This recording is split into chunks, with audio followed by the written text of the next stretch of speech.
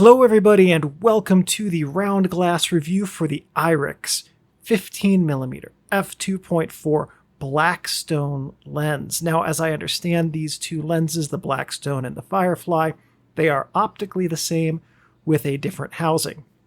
So everything in this video that applies to the optics and the optical performance for this lens will also apply to the Firefly lens. Some of the specifics about handling, build quality, and things like that will only apply to the Blackstone. This lens is made by Irix. It was introduced, I believe, in 2016, and insofar as I can tell, production is still ongoing as of this video's recording in 2021. The typical lens uses for this 15mm lens are landscapes, night skies, cityscapes, seascapes, architecture interiors and exteriors, and though I never used it exactly for this, close-up action shots at a place like a skate park could also be a very good use with great and dramatic effects. One really great benefit of the 15mm focal length is you can get very close to your subject and have it fill the frame very effectively. Now what that means is, let's say that you find a waterfall. It doesn't have to be a big and grand and glorious waterfall. It can be a much smaller one and fill your frame and look grand and glorious. It also means that if you're photographing things like alpine lakes with mountains in the background, you can get right up next to the water and really get some dramatic shots that way.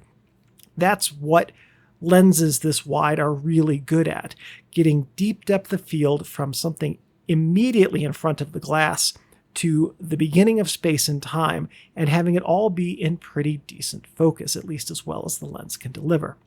Now, one quick note, if you're new to this series, there won't be any test charts or situations that intentionally set up this lens to succeed or fail. The reviews in this series, they're based on real-world use, and I aim to provide images and, where applicable, not really in this video because I don't have the ability to record 4K through this lens. I try to record video that mimics how you are likely to actually use this lens. So any of the video segments you see in this review are upsampled from the Pentax K1, which records 1080. Do not use the video quality samples in this review as an example of how well this lens could actually perform as a video lens, but we will still talk about some considerations later in this video for using it for video. Contributing nothing that you can't find from Irix's website, the focal length and AOV are 15mm or 110 degrees on full frame. Now, normally here, I would include your APS-C at minimum equivalents. I'm not doing that here for reasons we're going to talk about later in the video, which in a nutshell are only use this lens on full frame. The aperture range is 2.4 to 22. The filter size is plural. The front is 95mm, and then also in the rear, behind the rear optic, there is a 30mm by 30mm gelatin holder. And in the manual, there's a template you can use to cut gelatin sheets to the proper size. The closest focus point is 25 centimeters, which is around about 10 inches. I think it's like 9.87 to be exact, so we'll call that 10. It is manual focus only, and this lens is available in 3 systems: Canon EF, Nikon F, and Pentax K, all of those traditional SLR systems. Everything captured in this video was done either with the Pentax K1, the vast majority of this was with the K1, or with the K3, and I believe 5 or 7 of the images in this video were captured with the K3. The weight for the EF lens is 647 grams. For the Nikon F, it's 619, and for the Pentax K, it's 635. Those weights, I'm certain, just have to do with the difference of the register distance on the actual camera. Now, one consideration with this is, because this was designed for SLR cameras, I don't know what Irix's plans are for this lens model for the mirrorless future, because Nikon and Canon have both announced that they're effectively done or actually done with SLR, and the EF and F mount lines are coming to an end or will, either intentionally or through neglect. And that leaves Pentax K as the lone operator in a flange focal length that's approximately this size and that would be appropriate for an SLR lens. Whether Irix comes back and makes this for Z or EOS or even eventually Sony or some of the other mirrorless mounts, I couldn't tell you. So Irix doesn't indicate anywhere that I found what design type this is, but looking at the design layout, it appears that this is a highly specialized retrofocus derived design, and that tends to jive with the way that ultra-wide lenses are made for SLR mounts. It's a 15mm lens with a rough numbers 45mm flange focal distance, so it's going to have to be retrofocus. In terms of special features about this lens's design, there are lots of special glass elements, and it has a very complex design, including internal focusing.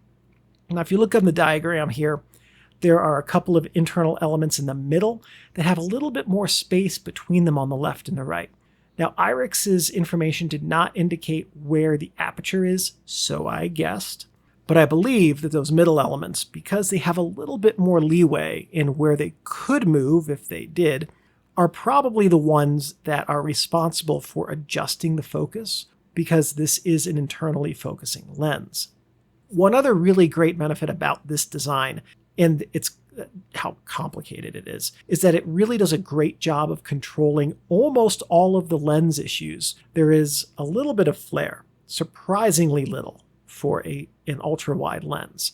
And also this design is exceptionally good at keeping vertical and horizontal lines to a very low amount of distortion. At the edges of the frame, distortion is less than 2% on your verticals and horizontals. That is pretty darn incredible for a lens in this focal length class. Also, though it doesn't look like it here on this diagram, the lenses, the actual physical pieces of glass in this objective, in this lens, are really very small. Very, very, very small. So most of the weight in this lens comes from the housing, which I imagine most of that has to do with, in this design, because it's metal, being a magnesium alloy and probably also having a pretty decent amount of focusing stuff inside of it to do the internal focusing. In general, for sharpness, this is a softer lens, and it needs to be used without image cropping if possible, and in its sharpest aperture range to give you images with really good sharpness. That said, in the sharp aperture range, it's really stunning. So the sharpness with this lens exists mostly in the central aperture range, which is f4 to f8. There is substantial softness wider than f4 and a pretty decent amount of sharpness loss beginning at f11. But realistically, with a 15mm lens, at f5.6 you can get a few inches, maybe a foot in front of the lens to infinity focus in focus. So there's almost never going to be a time when you have to stop down deeper than f8. When I was using this lens, the times I stopped down to f8 were if I wanted to shoot things on the fly, or more importantly, for exposure control so I could get things like ceiling fans being suitably blurry in the images. For build quality, and this applies to the Blackstone only because I've never used the Firefly, build quality is exceptional. This is one of the best lenses I own in terms of build quality.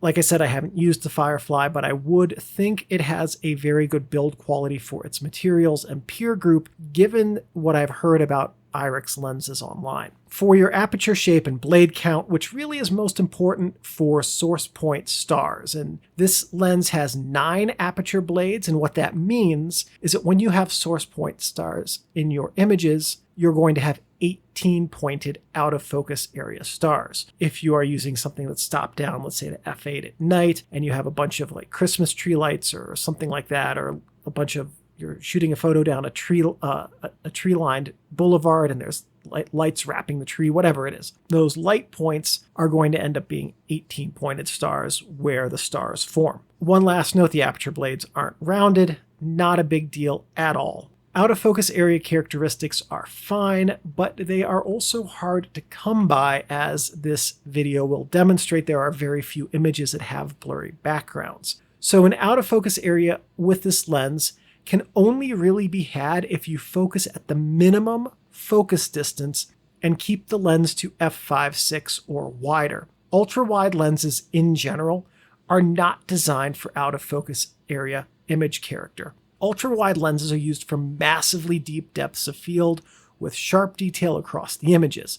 That's what this lens is supposed to do, and it will keep you happiest if you let it do what it does best. Design flaws like coma, astigmatism, chromatic aberration, and so forth are very well controlled. As with all wide lenses, the Irix 15mm will flare, and the flare in this lens can be quite heavy, apparently. That said, I didn't experience much of this lens's flare even when the sun was in the frame. Now, photos I've seen online showing lens flare from this lens make me wonder how that heavy flare was achieved. A few that I can think of show the sun very close to the center of the frame, not something you want to do with an SLR, by the way. Don't look through the eyepiece and point the lens at the sun, even with an ultra-wide. But in that specific setting, this lens also showed a circular flare. I don't think I was ever actually able to replicate that, and I think I tried. At any rate, all ultra-wide lenses are prone to full circumference circular flares, and that's just a factor of the way that ultra-wide, super ultra-wide lenses are designed. And that applies mostly if the sun is near the frame center, though that will vary by design. Some lenses are more prone to that than others, with less forgiveness. Also, there is significant light drop-off with this lens, but it's less than many ultra-wide lenses throughout lens design history. Here is my guide for whether an ultra-wide lens has a considerable amount of drop-off and whether it's really a factor in your decision about whether or not you're going to buy it. Anytime an ultra-wide lens does not need a center gradient filter to control light loss, then the light loss is not considerable enough to be worth factoring into your buy decision. This lens does not need a central filter, so the light loss will create a dimmer periphery. It's not super heavy-handed unless you're using this lens incorrectly. As for your balance with cameras, this lens needs a heavy camera. Now, I haven't tested the Firefly, and I know it's lighter, but I can't remember by how much. It may be suited better for lighter cameras, but the Blackstone needs a heavy SLR behind it in order to feel well balanced.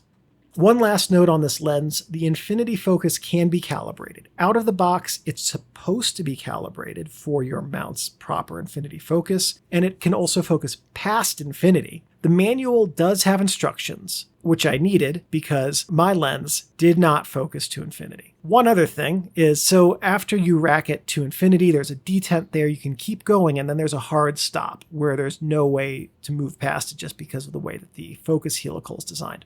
This lens can be calibrated so that the hard stop on the focus ring is infinity, and that's beyond the marked position for infinity. You can ask me how I know, or I can just tell you I did that. If you do that, it will give you some inconsequential close focus boost. We're talking about like millimeters on the close side. It's not worth. On the downside, this will mess up your ability to use the focusing scales on the lens. One other thing about the focusing scales on this lens, while they are accurate, they are so close together that I had never used them. I never zone focused with this lens. What I would do is I would set the aperture, I'd use depth of field preview, I'd adjust it to infinity, to where the things at infinity are in focus, which at f/6 to f8, which is where I was using this lens much of the time. Everything was pretty much in focus anyway. And then I just go from there. The focusing scales are nice to have because they're a thing that when they are done correctly shows that the lens is high quality. But like with all ultra-wide lenses, they aren't really mandatory for use. So as a tip real quickly, I would suggest when you adjust calibration on your lens, if you need to, that you take the calibration screw out completely before you start calibration. And that's especially true if you're calibrating your lens on your patio and there's a gap between the boards. You can ask me how I know, but I'm just going to tell you again, somewhere under that patio is a very, very tiny screw. Unless you have a box full of backup tiny screws, I strongly recommend not doing that. Breathing is virtually non-existent, with closest focus subject magnification being virtually identical to magnification with infinity focus when that's set. And you can see in these photos and this video that I'm showing here what that is going to look like. So magnification is pretty well controlled. As for your aperture, it's controlled by the camera. There is no physical ring for it. Now that means that for many cameras, the aperture cannot be adjusted during video recording. Or if it does, you're going to get the click of the command dial, or it's going to stop down in a jerky fashion. That's not something that makes this a strong lens for video. There are other things that also make it not a strong lens for video. We'll get to those. The front element is both stationary and non-rotating, as all focusing is internal with this lens. Now that means that circular polarizing filters as well as gradient filters can be used, and also you don't need to worry about things like placing this inside of a camera box, because that front element, not only does it not move in and out, it doesn't rotate. Your focus throw is 140 degrees, which means you can rack focus across the focus range without repositioning your hands in the middle. The focus ring is stationary and smooth with an infinity stop detent. However, I recalibrated my lens, as I've mentioned, to infinity focus at the hard physical stop, giving me that hair more close focus. Focus dampening is, honestly, it's a bit much. And by what I mean by that is this lens is a little tougher to rotate to focus than I really like. Matter of personal preference there. But on mine, the lubricating grease, which I got on my fingers while I was calibrating the infinity focus, is somewhat thick. And that's after only 2 years of owning and using this lens. I have used it a lot, but after 2 years, I would think that it wouldn't be quite as thick as it was. Now, the plus side to that is I don't really need to use the focus lock ring most of the time. The downside is that moving the lens's focus does move the image on the screen, including during video. So that means that racking focus in video with this lens, and if your lens is the same as mine in terms of the dampening, that means that it's going to be hard to rack focus during a video and do it smoothly, because it will cause the image on the sensor to jump. Focus ring play is non-existent, and what I mean by that is that the focus ring, when you turn it, it responds instantly, and the focus responds instantly. There is no slack in the focus ring in terms of when you begin moving it and when focus starts. That's exceptional. Mount stability is also excellent, and this lens, it's very well made, and it's solid, and it mounts on my cameras well, and it feels like a single piece when it mounts onto my cameras. The Irix 15mm f2.4 is best used in tight places. Architecture photographers who need to make a room look as big as possible by just jamming the camera right into the corner, and landscape photographers who need to back their tripod up to a rock or a tree to get the exact framing that they want, will absolutely love this lens's impossible amount of wideness. If you are an architecture photographer looking at this lens as a potential purchase, it will be a great choice. So, fun anecdote time. Last year, this is 2020, I was between jobs. I applied for a string of jobs working as a contract architecture photographer. These were for the national and regional chains where real estate agents and brokers call them up and say, hey, I've got a property. Come out here, send a guy, I need 15 photos. And so I applied to all of the companies that do that because I thought that would be a really fun thing to do, and probably more fun than the job I did have, and I stand by that. Not more fun than the job I have now. Anyway, all of the jobs that I applied for, of course, they asked for a gear list.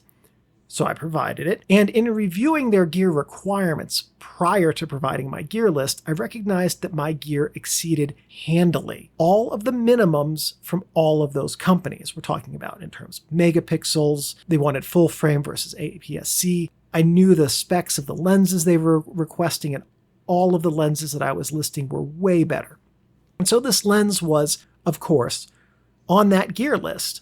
And what I heard time and time again from the firms that I applied with and this is much to their credit that they told me this, by the way, was that the Irix lens was too good for their standards and that they wanted their photographers using lower spec wide-angle lenses. 5 companies rejected me, and all of them, like I said to their credit, were honest that it was because my gear was too high spec. And frankly, I was unwilling to buy lower spec gear. And a couple of the companies even said, hey, if you will go out and buy any of these lower spec lenses that are on this list that we are now providing you out of the ether, we will hire you as a contractor to photograph properties for us. I was not willing to do that because I had a higher spec lens and I was between jobs and I didn't really want to go out buying lenses for the possibility of future contract work. So if you are looking at this lens because you want to do contract work for one of the nationwide or regional architecture photography chains that works with local real estate agents and turns out quick turn photos of residential properties for a few $100s per property, this is not your lens. If you're an independent operator who performs high-end architectural or real estate photography work, then this could be your lens. As with all wide and ultra-wide lenses, I strongly recommend shying away from portrait photography. That doesn't mean you can't do it. It just means that's not what's in this lens's wheelhouse. Now, if you've seen the photos in this video of Steinbeck through here, his proportions are very distorted. And while with animals, that doesn't bother us as much, it can be very bothersome when that subject is a person, and that's why only one of the photos in this video, I believe only one, features a person. And so while this lens can be great for dramatic perspectives and looks of your human subjects, the proportion distortion is not something that will likely flatter your human subjects. That's especially true if you're just having your subjects stand there and you're taking a picture of them with this lens. But if you wanted to use this lens to get close to subjects and have a dramatic and distorted human form in places such as a skate park, with rock climbing, on a BMX track, or along a rally course, well, firstly, you will probably die, but secondly, this lens could really fit that need, and I think specifically of how much fun this lens could be to use at a skate park, where you could get right up into your subject's business, getting really wide-angle shots, capturing them doing something like a skateboard trick with the whole world in focus around them. Believe me, I really did want to do that with this lens, but never was able to find a way to do it. But I do think that that would be the exception to the don't shoot people with this lens statement. For your metering mode, it's not a huge issue with this lens what mode you use. Now that said, bias your meter readings toward as much of your frame as possible. And that means using a mode like matrix or full area averaging, because that will include your perimeter light loss in the meter calculations. If you use something like center weighted or central spot, you're going to be metering off of just that central area, which could amplify the appearance of the light loss around the periphery of your images. Another tip is to keep this lens level. The wider the lens is, and this is just true of all wide lenses, then the greater the amount of reverse keystoning that occurs when the lens is tilted upwards. This lens needs you to make sure that the horizon is flat and the verticals are vertical. And if you do that, this lens will hold up its part of the bargain, which is to provide minimal line distortion and keep a solidly rectilinear image across the entire frame. The Irix 15mm f2.4, whether you're using the Blackstone or the Firefly, really demands that it be used on a full frame camera. APS-C makes it perform about like a 24mm lens, and Micro Four Thirds feels like about a 30mm. Honestly, this is not what this lens was designed for. This is a gonzo-wide rectilinear lens designed to find the straight lines in the image and keep them darn near perfect from the center to the corners. So probably the best tip I have for you is to use this lens on a full frame camera. Now, you could use a speed booster on your mirrorless, but I strongly recommend against that because this lens has no physical aperture control and can only be used wide open with a speed booster. And let's face it, wide open, this lens ain't great. The Irix 15mm handles nicely. It feels solid and well made. Well, because both of those are true, it is solid and well made. There's no play in the moving parts. It wears well and it looks great as it ages. Also, the infinity focus calibration, being as easy as it is, provides a great usability boost for photographers vice more budget lenses that have more difficult calibration methods. This is not, as you may recognize now, the most versatile lens. It's a specialist, not a generalist. It's a neurosurgeon, not a general practitioner. The Irix 15mm f2.4 will do a limited cast of tasks exceedingly well, but it's not great for many others. Street photography is not a great use because the lens captures too much of the scene. Portraits will distort your subjects too much. Action in many sports will require that you be too close for safety.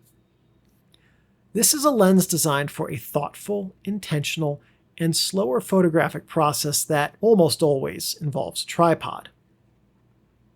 The Irix is a chef who can sear a steak and make mashed potatoes, but who burns the French toast and can't poach an egg. This lens should not be asked to step out of its comfort zone and should instead be used to maximum advantage within its comfort zone. Shooting wide, going for deep depths of field, keeping the field of view level, and just generally working with this lens capabilities will set you and this lens up for success and to deliver quality images.